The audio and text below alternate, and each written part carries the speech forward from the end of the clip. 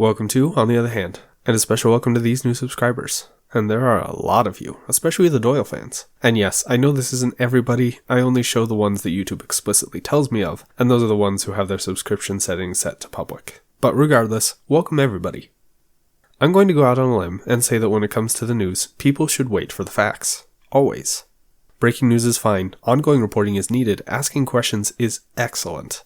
But those who jump on breaking news and incomplete facts in order to drive their narratives forward are political vultures, and those who do so in regard to race can be accurately called race hustlers, or civil rights hijackers, whatever you prefer.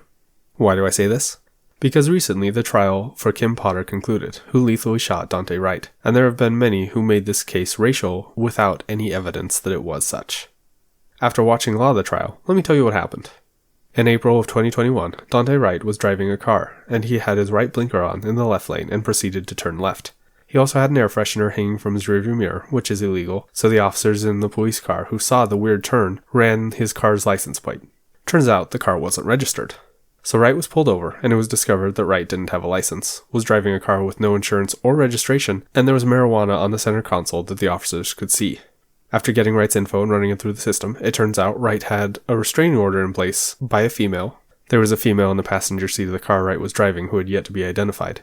And Wright also had an arrest warrant out for gun charges. So the three officers went to arrest Wright. Wright resisted arrest, re-entered the car, and was grappling with officers, and was in the process of trying to drive away when at least one of the officers was still half in the car.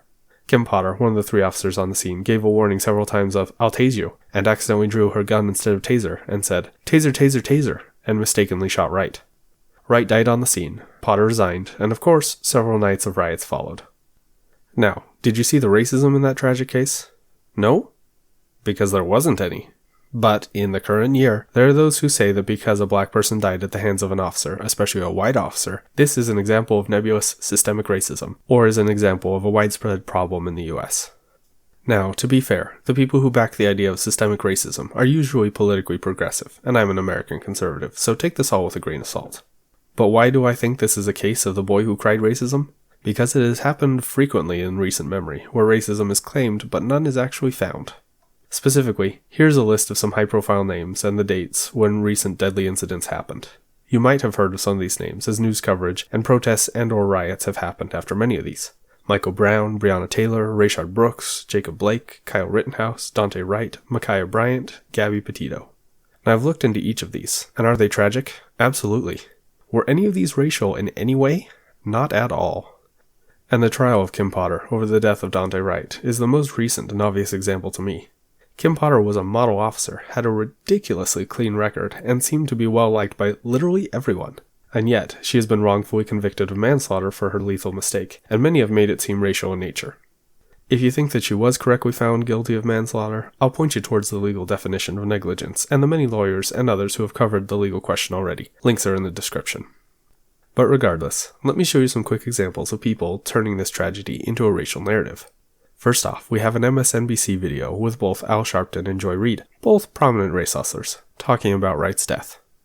They're going to have to bury a 20-year-old son who the police are saying, well, it was a mistake. And the community is saying these mistakes keep happening, and they only happen on one side of town. You have to remember, Joy, that in this period of time, in the last few hours, we've seen a 20-year-old kid killed because they say the tags on the back of the car had expired in a pandemic. We've seen a lieutenant in the Army in Army fatigues, the film of him being pepper sprayed, and we see George Floyd, and the reason he was even arrested, less known killed, was they thought he bought a pack of cigarettes with a counterfeit $20 bill. And you wonder why we say we need the country to understand that Black Lives Matter? You can die for having expired tags or for a phony $20 bill that you may not have even known was a phony $20 bill. It wouldn't happen in any other community. This was filmed very shortly after the incident, and these people didn't wait for the facts. They moved forward with their narrative and agenda up until the facts no longer aligned with their message, at which time they either ignored the facts and/or doubled down on the misinformed narrative. The NAACP president made a similarly inflammatory statement, which reads, in part, as follows. Whether it be carelessness or negligence, or a blatant modern-day lynching, the result is the same. Another black man has died at the hands of police. The statement leaves no room for a justified shooting or even a legitimate error. At best, he describes the other's actions as either careless or negligent, which is ironic, because one could say the same thing about his own statement, seeing that he had the decency to take it down later. But I'm still highlighting it because it was an ugly rush to judgment, and it stoked division. And the American Civil Liberties Union in Minnesota put out an equally bad statement, and says in part, "Police making traffic stops and performing custodial arrests for low-level infractions, which disproportionately target people of color, are dangerous, racist, and unnecessary practices that don't aid public safety, but instead result in predictable violence and death for black men like Daunte Wright, and require change on the local, state, and national level." So yes, the ACLU literally just said that enforcing the law is racist. Specifically, that police arresting people without standing warrants at a traffic stop is dangerous, racist, and unnecessary. Now you might be saying, this is easy to take shots at people's statements now that all the facts are out. But I disagree. The easy thing is to be a race hustler and try to push an agenda off of a tragedy. The hard thing to do is to bite your tongue, wait for the facts to come out, and be reliable and reasonable. Now these highlighted responses are just some of the worst I've seen based on this one incident, but I would advise you to keep an eye out for those who seem disciplined and reliable in covering breaking stories, so you can hopefully find those who aren't race hustlers. As always, thanks, hope you enjoyed, and if you did, consider subscribing or joining me on Odyssey, a great YouTube alternative. Link is in the description.